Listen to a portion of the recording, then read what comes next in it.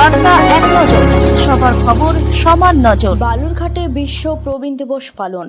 প্রতি বছর 1 অক্টোবর সারা বিশ্বে আন্তর্জাতিক স্তরে প্রবীণ নাগরিকদের জন্য বিশ্ব প্রবীণ দিবস পালন হয়।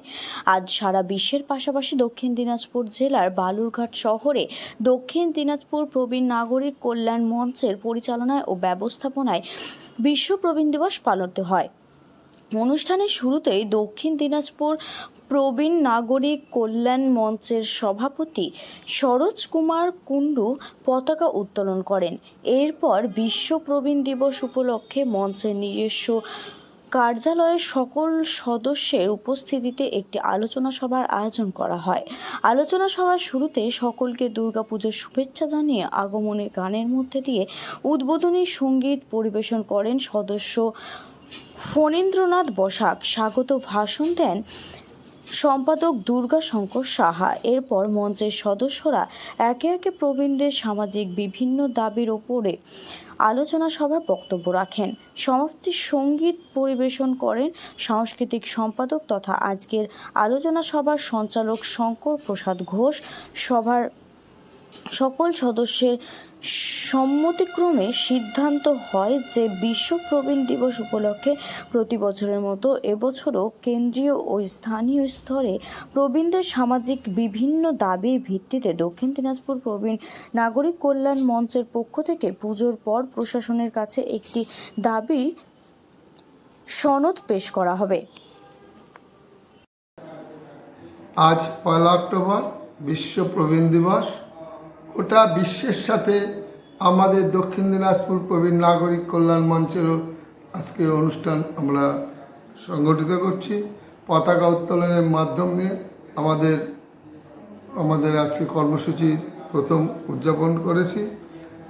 তার পরবর্তীকালে আমাদের প্রতি বছর একটা বর্ণাঢ্য মিছিল করা হয়, কিন্তু এবার প্রাকৃতিক দুর্যোগ এবং দুর্গাপূজা থাকায় আমরা এই মিছিলটা এবার আমরা সংগঠিত করতে পারিনি।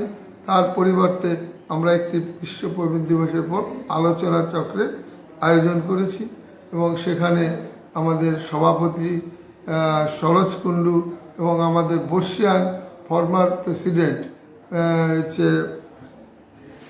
চঞ্চল শিকদার মহাশয় বিস্তারিত বক্তব্য রাখলেন প্রবীণদের উপর। সময়ের সাথে সাথে আমাদের গয়রাও যেমন বেড়ে গেছে, প্রবীণদের দায়িত্বও সাথে সাথে বেড়ে গেছে।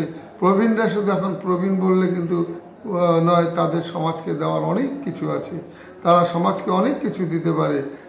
সেই জন্য প্রবীণরা যেমন আগে রিটায়ার্ড করলেই তাকে প্রবীণ বলে তাকে ঘরবন্দি করা হতো, এখন কিন্তু প্রবীণরা যথেষ্ট সচেতন এবং সমাজসেবায় তারা নিযুক্ত হচ্ছে, আমাদের সম্মতিতে আসছে।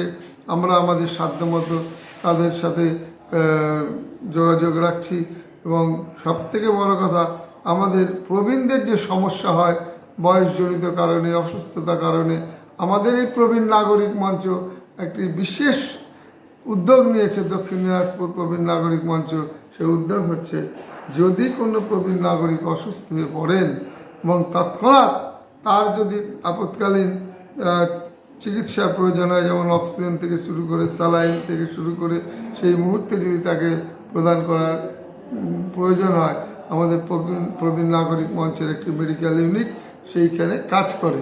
শুধু আমাদের প্রবীণদের দাবি দাওয়া নিয়ে গোটা বিশ্বের প্রবীণদের সাথে আমরা একসঙ্গে সুর বেঁধে এবং আমাদের যে কেন্দ্রীয় কমিটি থেকে যে দাবি সনদ আছে তার সাথে আমাদের লোকাল কিছু দাবি সহ আমরা প্রশাসনের কাছে প্রদান করি।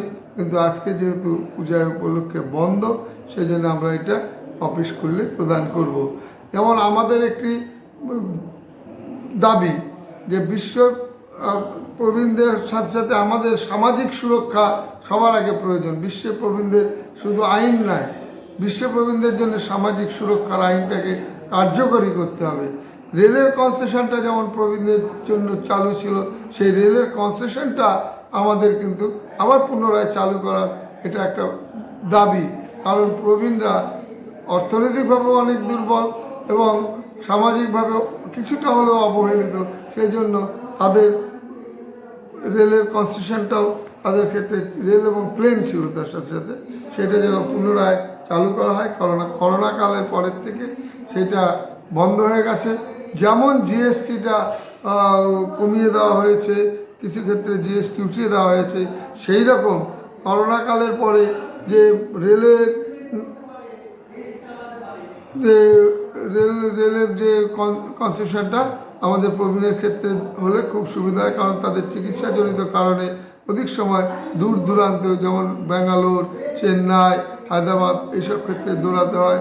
বিশেষ করে ঘরের কাছে কলকাতাতে প্রতি মুহূর্তে চিকিৎসার কারণে যেতে হয়।